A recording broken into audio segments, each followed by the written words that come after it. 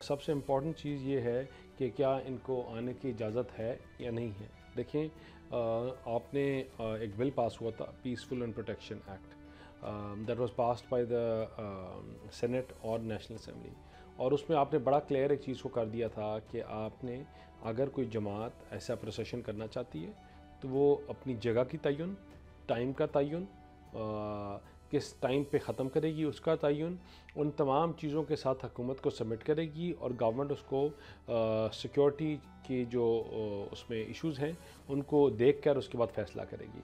उसमें हमने जगह के तयन कर दी, बता दिया।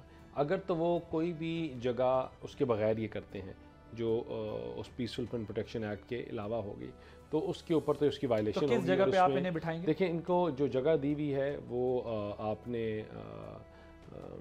ये इसकी मरी की रास्ते में क्या बाराकऊ के पास आपने जगह एक मैदान तो है। ये इधर से जो तो केपी से लोग आएंगे तो बाराकऊ तो इधर से ही होते हुए जाएंगे कश्मीर हाईवे। देखें, तो आपने नहीं, जो हमने जगह का तयन किया है, जो उसके अलावा तो और आइडियली अगर बाराकऊ वो आते हैं तो वो तो फिर पंजाब वाला काफिला हो या केपी वाला हो तो वो कश्मीर हाईवे से होके बाराकऊ जाएगा। ये तो सारा ब्लॉक होगा। देखें, चाहे जो भी हो कि आपने जगह और वो मुख्तस कर दी, अब उसके बाद अगर उसको वायलेट करेंगे तो उस पर सजाएं भी हैं।